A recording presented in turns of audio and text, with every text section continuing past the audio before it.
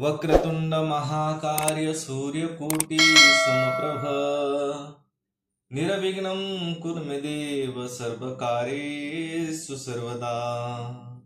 अलंकापुरी पुण्य भूमि पवित्र तिथे नांदतो ज्ञान राजा सुपात्र तया ठविता महापुण्य राशी। नमस्कार माझा श्री सद्गुरु ज्ञानेश्वरासी पुंडलिक वधारी विठ्ठल श्री ज्ञानदेव तुकाराम पंढरीनाथ महाराज की जय। पिछले भाग में हमने स्वयंभू मनु का ध्रुव जी को युद्ध बंद करने के लिए समझाना, यह कथा सुनी। इस भाग में हम ध्रुव जी को कुबेर का वरदान और विष्णु लोक की प्राप्ति, यह कथा अपने हरि उद्योग इस चैनल के माध्यम से सुन रहे हैं। तो आइए कथा में प्रवेश करते हैं। श्री गणेशाय नमः, श्री सरस्वती नमः, श्री सांब सदाशिवाय नमः। आदि नवनवागेश्वरी ब्रह्मयाची ती कुमारी, माझे नमन गातीच्या चरणी, बारंबार मस्तक नमवी तसे। ओम हरि हरि हरि सावरिया सेठ की जय, भक्तवत्सल भगवान की जय। जय जय श्री राधे श्याम। मैत्रेय जी कहते हैं, विदुर जी, ध्रुव का क्रोध शांत हो गया है और वे यक्षों के वध से निवृत्त हो गए हैं। यह जानकर भगवान कुबेर वहां आए। उस समय यक्ष, चरण और किन्नर लोग उनकी स्तुति कर रहे थे। उन्हें देखते ही ध्रुव जी हाथ जोड़कर खड़े हो गए। श्री कुबेर जी बोले, शुद्ध हृदय क्षत्रिय कुमार, तुमने अपने दादा के उपदेश से ऐसा दुस्तज वैर त्याग दिया, इसमें मैं तुम पर बहुत प्रसन्न हूं। वास्तव में न तुमने यक्षों को मारा है और न यक्षों ने तुम्हारे भाई को मारा है। समस्त जीवों की उत्पत्ति और विनाश का कारण तो एकमात्र काल ही है। यह मैं, तू आदि मिथ्या बुद्धि तो जीवों को अज्ञानवश स्वप्न के समान शरीर आदि को ही आत्मा मानने से उत्पन्न होती है। इसी से मनुष्य को बंधन एवं दुखादि विपरीत अवस्थाओं की प्राप्ति होती है। ध्रुव, अब तुम जाओ, भगवान तुम्हारा मंगल करे। तुम संसार पाश से मुक्त होने के लिए सब जीवों में समदृष्टि रखकर सर्वभूतात्मा भगवान श्री हरि का भजन करो। वे संसार पाश का छेद करने वाले हैं तथा संसार की उत्पत्ति आदि के लिए अपने त्रिगुणात्मिका माया शक्ति से युक्त होकर भी वास्तव में उसी से रहित है। उनके चरण कमल ही सबके लिए भजन करने योग्य है। प्रियवर, हमने सुना है तुम सर्वदा भगवान कमलनाभ के चरण कमलों के समीप रहने वाले हो, इसीलिए तुम अवश्य ही वर पाने योग्य हो।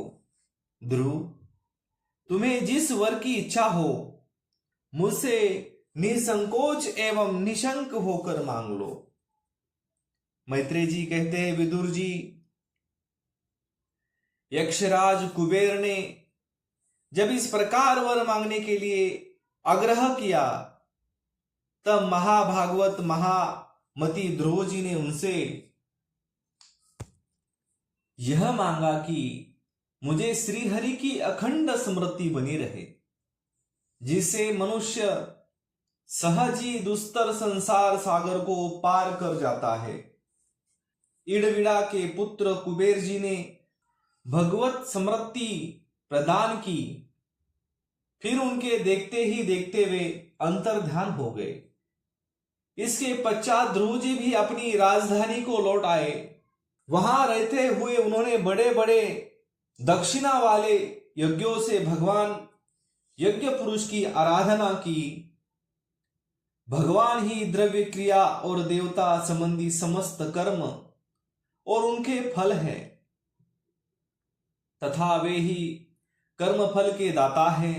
सर्वोपाधि शून्य सर्वात्मा श्री अच्युत में प्रबल वेग युक्त भक्तिभाव रखते हुए ध्रुव जी अपने में और समस्त प्राणियों में सर्वव्यापक श्रीहरि को ही विराजमान देखने लगे। ध्रुव जी बड़ी ही शील संपन्न ब्राह्मण भक्त, दीन वत्सल और धर्म मर्यादा के रक्षक थे। उनकी प्रजा उन्हें साक्षात पिता के समान मानती थी। इस प्रकार तरह तरह के ऐश्वर्य भोग से पुण्य का और भोगों के त्याग पूर्वक यज्ञादि कर्मों के अनुष्ठान से पाप का क्षय करते हुए उन्होंने 36,000 वर्ष तक पृथ्वी का शासन किया। जितेंद्रिय महात्मा ध्रुव ने इसी तरह अर्थ, धर्म और काम के संपादन में बहुत से वर्ष बिताकर अपने पुत्र उत्काल को राज सिंहासन सौंप दिया।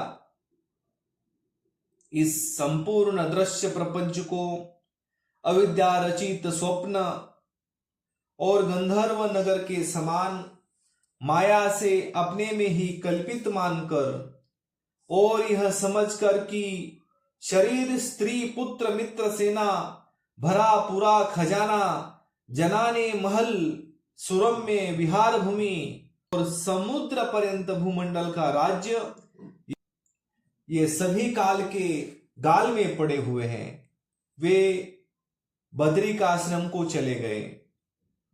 वहां उन्होंने पवित्र जल में स्नान कर इंद्रियों को विशुद्ध मतलब शांत किया। फिर स्थिर आसन से बैठकर प्राणायाम द्वारा वायु को वश में किया। तदंतर मन के द्वारा इंद्रियों को बाह्य विषयों से हटाकर मन को भगवान के स्थूल विराट स्वरूप में स्थिर कर दिया। उसी विराट रूप का चिंतन करते करते वे अंत में ध्याता और देह के भेद से शून्य निर्विकल्प समाधि में लीन हो गए और उस अवस्था में विराट का भी परित्याग कर दिया। इस प्रकार भगवान श्री हरि के प्रति निरंतर भक्ति भाव प्रवाह चलते रहने से उनके नेत्रों में बार बार आनंद आंसुओं की बाढ़ सी आ जाती थी। इससे उनका हृदय द्रवीभूत हो गया और शरीर में रोमांच हो आया। फिर देहाभिमान गलित हो जाने से उन्हें मैं ध्रुव हूं इसकी स्मृति भी न रही। इसी समय ध्रुव जी ने आकाश से एक बड़ा ही सुंदर विमान उतरते देखा। वह अपने प्रकाश से दशों दिशाओं को अलौकिक कर रहा था, मानो पूर्णिमा का चंद्र ही उदय हुआ हो। उसमें 2 श्रेष्ठ पार्षद गदाओं का सहार लिए खड़े थे। उनके 4 भुजाएं थी, सुंदर श्याम शरीर था, किशोर अवस्था थी और अरुण कमल के समान नेत्र थे। वे सुंदर वस्त्र, किरीट, हार, भुजबंद और अति मनोहर कुंडल धारण किए हुए थे। उन्हें पुण्य श्लोक श्री हरि के सेवक जान ध्रुव जी हड़बड़ाहट में पूजा आदि का क्रम भूलकर सहसा खड़े हो गए और ये भगवान के पार्षदों में प्रधान हैं ऐसा समझकर उन्होंने श्री मधुसूदन के नामों का कीर्तन करते हुए उन्हें हाथ जोड़कर प्रणाम किया। ध्रुव जी का मन भगवान के चरण कमलों में तल्लीन हो गया और वे हाथ जोड़कर बड़ी नम्रता से सिर नीचा किए खड़े रहे। तब श्री हरि के प्रिय पार्षद सुनंद और नंद ने उसके पास जाकर मुस्कुराते हुए कहा। सुनंद और नंद कहने लगे, राजन आपका कल्याण हो, आप सावधान होकर हमारी बात सुनिए। आपने 5 वर्ष की ही अवस्था में सर्वेश्वर भगवान को प्रसन्न कर दिया। हम उन्हीं निखिल जगन्नियता सारंग पानी भगवान विष्णु के सेवक हैं और आपको भगवान के धाम में ले जाने के लिए यहां आए हैं। आपने अपनी भक्ति के प्रभाव से विष्णु लोक का अधिकार प्राप्त किया है, जो औरों के लिए बड़ा दुर्लभ है। परम महाज्ञानी सप्तऋषि भी वहां तक नहीं पहुंच सके।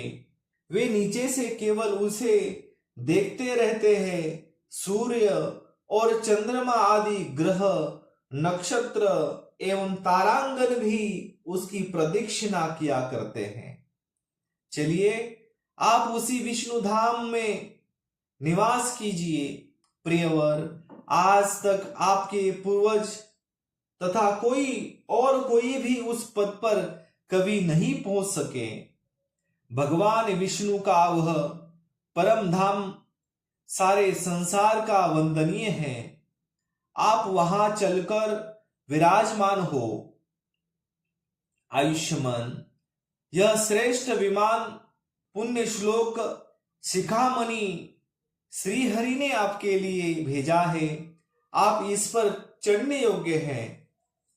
मैत्रेय जी कहते हैं, भगवान के प्रमुख पार्षदों के ये अमृतमय वचन सुनकर परम भागवत ध्रुव जी ने स्नान किया।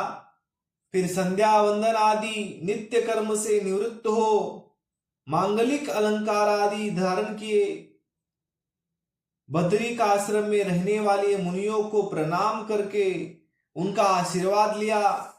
इसके बाद उस श्रेष्ठ विमान की पूजा और प्रदक्षिणा की और पार्षदों को प्रणाम कर स्वर्ण के समान कांतिमान दिव्य रूप धारण कर उस पर चढ़ने को तैयार हुए। इतने में ही ध्रुव जी ने देखा कि काल मूर्तिमान होकर उनके सामने खड़ा है। तब वे मृत्यु के सिर पर पैर रखकर उस समय अद्भुत विमान पर चढ़ गए। उस समय आकाश में दुधुम्बी, मृदंग और ढोल आदि बाजे बजने लगे। श्रेष्ठ गंधर्व गान करने लगे और फूलों की वर्षा होने लगी। विमान पर बैठकर ध्रुव जी जो ही भगवान के धाम को जाने के लिए तैयार हुए, त्यों ही उन्हें अपनी माता सुनीति का स्मरण हो आया। वे सोचने लगे, क्या मैं बेचारी माता को छोड़कर अकेला ही दुर्लभ वैकुंठ धाम को जाऊंगा।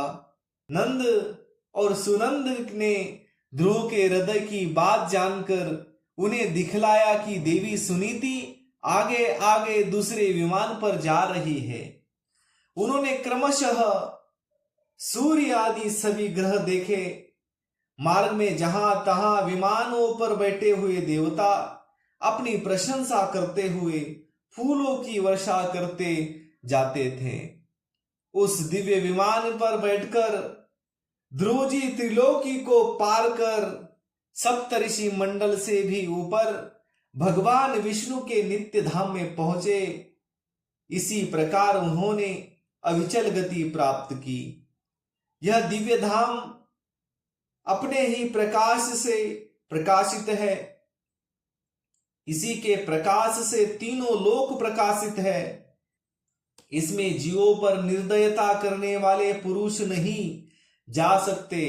यहां तो उन्हीं की पहुंच होती है जो दिन रात प्राणियों के कल्याण के लिए शुभ कर्म ही करते रहते हैं, जो शांत समदर्शी, शुद्ध और सब प्राणियों को प्रसन्न रखने वाले तथा भगवत भक्तों को ही अपना एकमात्र सच्चा सूरधय मानते हैं। ऐसे लोग सुगमता से ही इस भगवत धाम को प्राप्त कर लेते हैं।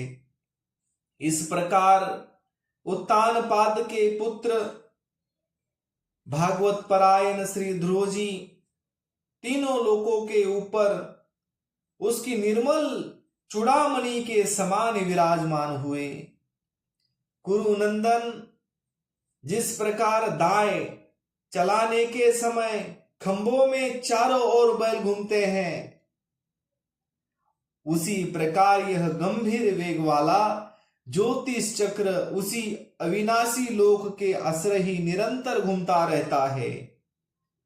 उसकी महिमा देखकर देवर्षि नारद ने प्रचेताओं की यज्ञशाला में बीना बजाकर ये 3 श्लोक गाए थे।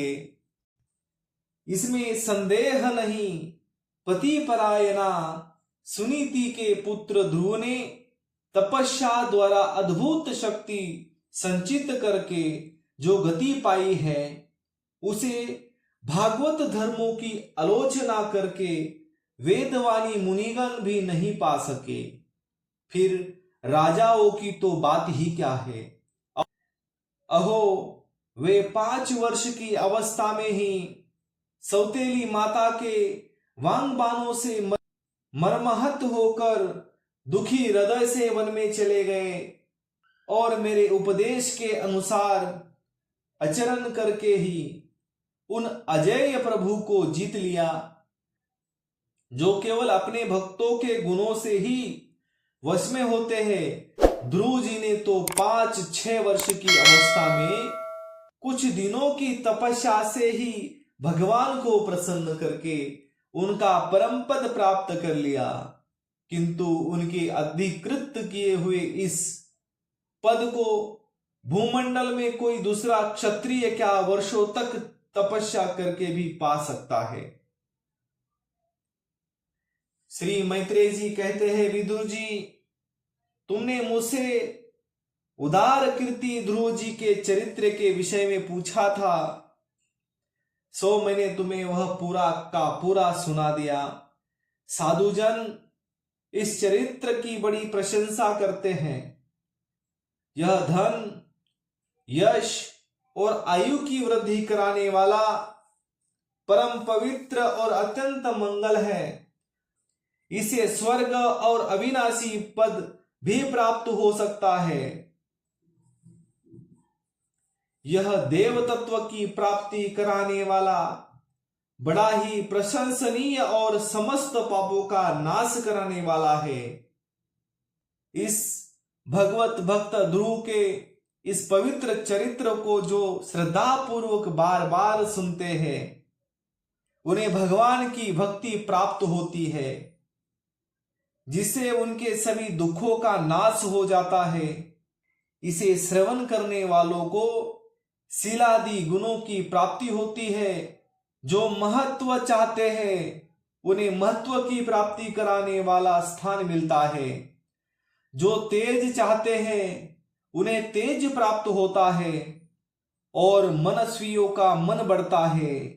पवित्र कीर्ति ध्रुव जी के इस महान चरित्र का प्रातः और सायंकाल ब्राह्मण आदि द्विजातियों के समाज में एकाग्र चित्त से कीर्तन करना चाहिए।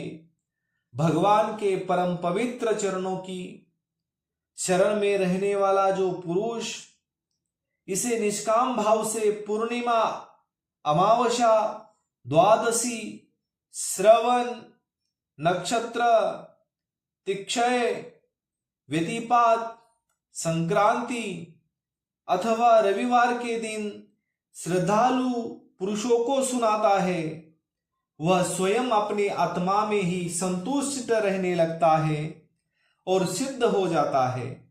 यह साक्षात भगवती विषयक अमृतमय ज्ञान है। जो लोग भगवान मार्ग के मर्म से अनभिज्ञ है, उन्हें जो कोई इसे प्रदान करता है, उस दिन वत्सल कृपालु पुरुष पर देवता अनुग्रह करते हैं। ध्रुव जी के कर्म सर्वत्र प्रसिद्ध और परम पवित्र है। वे अपनी बाल्यावस्था में ही माता के घर और खिलौनों का मोह छोड़कर विष्णु भगवान की शरण में चले गए थे। कुरुनंदन, उनका यह पवित्र चरित्र मैंने तुम्हें सुना दिया है, तो आज के लिए इतना ही। कर्पूर गौरम करुणावतारम संसार सारम भुजगेन्द्रहारम सदा वसंतम हृदयारविंदे भवम भवानी सहितम नमामि। सियावर रामचंद्र की जय, पवन सूत हनुमान की जय, उमापति महादेव की जय। जय जय श्री राधे श्याम। शेष चर्चा अगले भाग में।